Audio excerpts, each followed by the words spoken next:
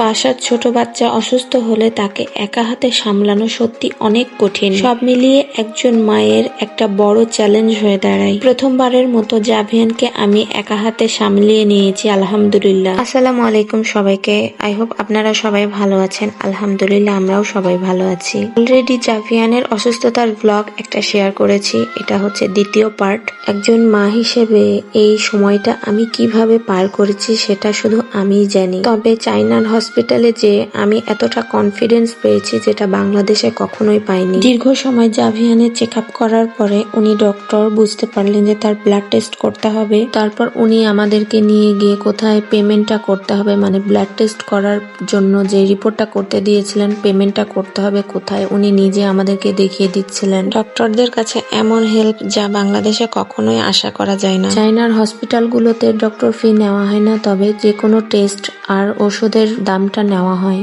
এরপরে জাভিয়ানের blood test করা হয়। 3 ধরনের ব্লাড টেস্ট করতে দিয়েছিলেন উনি। তারপর আমাদেরকে 40 মিনিট অপেক্ষা করতে বলেছিলেন, কিন্তু তার আগেই রিপোর্টটা পেয়ে গিয়েছি আমরা। আর এখানে জাভিয়ান খেলাধুলা করছিল, আর এখানে খেলাধুলা করতে পেয়ে জাভিয়ান তো পুরোপুরি সুস্থই মনে হচ্ছিল। বিষয়টা আমার কাছে খুবই ভালো লাগে যে হসপিটালে বাচ্চাদের জন্য একটা প্লে জোন তৈরি করে দেওয়া হয়। হসপিটালে গিয়ে বাচ্চারা যেন অস্বস্তি বোধ না করে, বরং ওরা হাসি খুশি থাকে, সেই জন্য এই ব্যবস্থা করে দেওয়া হয়। প্রায় 20-25 মিনিট অপেক্ষা করার পরে ডক্টর আমাদেরকে বললেন যে রিপোর্টে জাভিয়ানের ব্যাকটেরিয়া ধরা পড়েছে, মানে ব্লাডে ব্যাকটেরিয়া ধরা পড়েছে, তাই তার জ্বর ভালো হচ্ছিল না। এবং তিনি আমাদের পরামর্শ অনুযায়ী বাচ্চাকে স্যালাইন এবং ইনজেকশন করবে কিনা তা ঠিক করেছিলেন। এখানে যদি আমরা বারণ করতাম বা আমরা চাইতাম না যে ইনজেকশন করব না বা স্যালাইন নিব না, তাহলে তিনি ইগনোর করতে অন্যান্য ওষুধের মাধ্যমে জ্বরটা সারানোর চেষ্টা করতেন। কিন্তু তিনি আমাদেরকে বলেছিলেন যে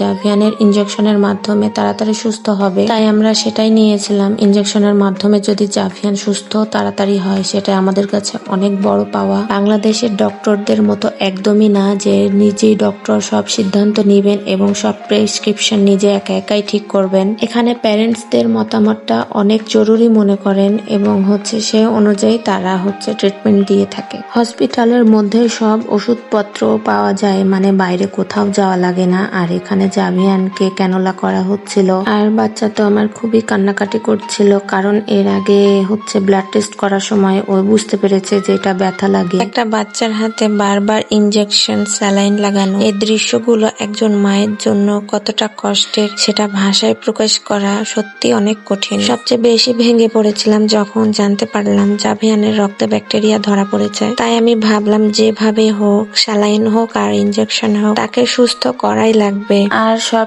ট্রিটমেন্টের শেষে চায়নাতে বাচ্চাদের হাতে পায়ে এই প্যাচ লাগানো হয়। এগুলো সাধারণত ইনজেকশনের পাশাপাশি মেডিসিন দেওয়ার জন্য ব্যবহার করা মেডিকেল প্যাচ। জাভিয়ানের 2 হাতে 2 পায়ে এবং বুকে গলায় এই প্যাচগুলো দিয়ে দিয়েছিল।